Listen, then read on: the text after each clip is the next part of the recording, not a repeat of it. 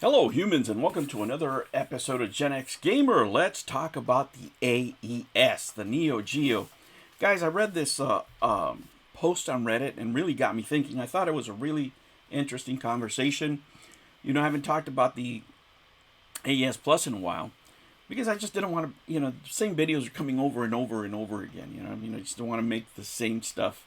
But I think this is a different conversation. This is a more interesting conversation. And I'd sure like to delve into it a little deeper, guys. If you like this kind of content, make sure you like and subscribe. Guys, we're all fans of the Neo Geo.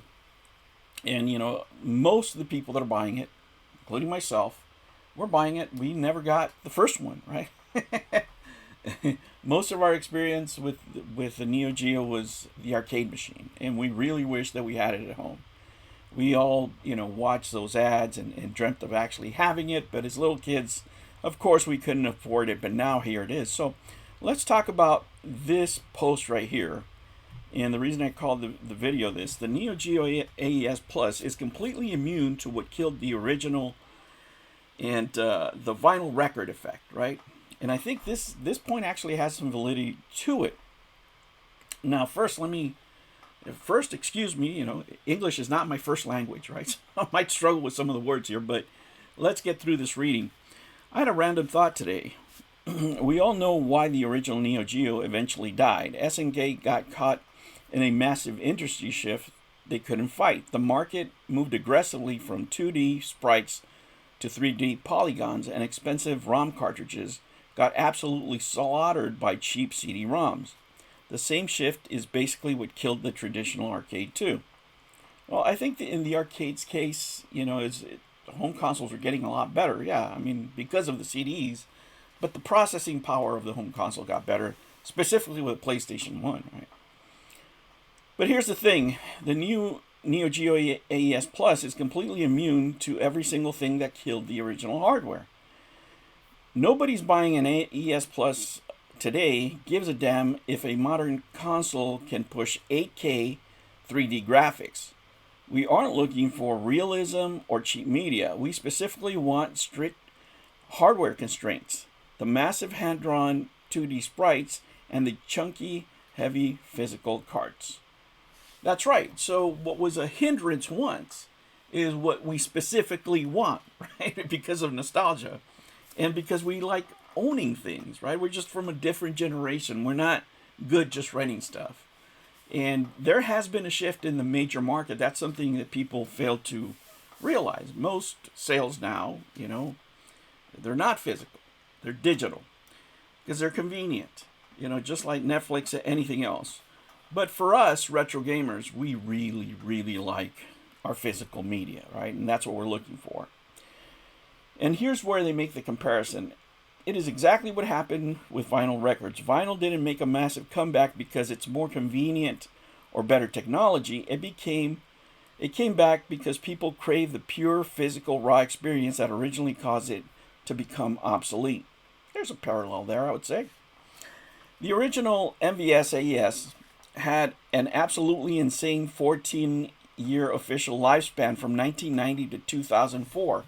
That's correct. That's something that people fail to realize how long, even though most people didn't know it, even though, people thought it was just a flash in the pan that ended in the 90s, in the early 90s. That wasn't the case. It was around for quite a while, right? So, but because of this new AES Plus is officially freed from having to compete against Nintendo or Sony in the mainstream commercial market, it doesn't have an expiration date as long as the indie homebrew community keeps pushing the hardware and utilizing what is hopefully big enough overclock to smooth the old limits. There is absolutely no reason this new era of Neo Geo can't outlive the original 14-year run. What do you think? Well, that point I would disagree, and I'll tell you why. Age. Right? Age. Are most of us that are buying this console, are we going to be around 14 years from now? Hopefully so, right? But are you going to be playing, button mashing games at 84, 94, whatever the hell it is? I don't know. I hope to be playing until forever. That's my favorite mode of entertainment. But, unless the younger generation start catching into this, I think it'd be hard to duplicate. I think it'd be more like a 5-year run. I could see that happening like the old consoles. And here's a couple of comments, right? I remember when Edge magazine first came out showing the 3DO screenshots and talking about games switching to disc. It had me worried that for the Neo Geo back then. But the system still ended up having a massive life after that anyway. Yeah, that's true. I like, there's a couple of more comments here, guys. I'm going to put a link down below because I think they are, a couple of them are right on point. And some of the stuff that we talked about, some of the comments that you have left here before about the same thing. And, how can I say? I am really happy that this is coming out. I'm looking for that shift, from the general market to, unfortunately, walk away from the major consoles because just the pricing is just getting insane, right? The juice isn't in the lemon anymore, and the orange, whatever you want to talk about it, because when you're paying over $700 for something, you really expect a lot out of it. And the way they're making games now, where they have 5-year development, plans and such huge budgets, that's the life cycle of a console, what a console used to be, right? When we were gaming back in the 90s, 5 years was the lifespan of a generation of a console. Now we're talking that it takes that long to make a game, a single game. And not only the prices, I was reading that the game for Nintendo, the new Nintendo Pokemon farming game, with all the DLC and everything, if you want to have the whole experience, is $105.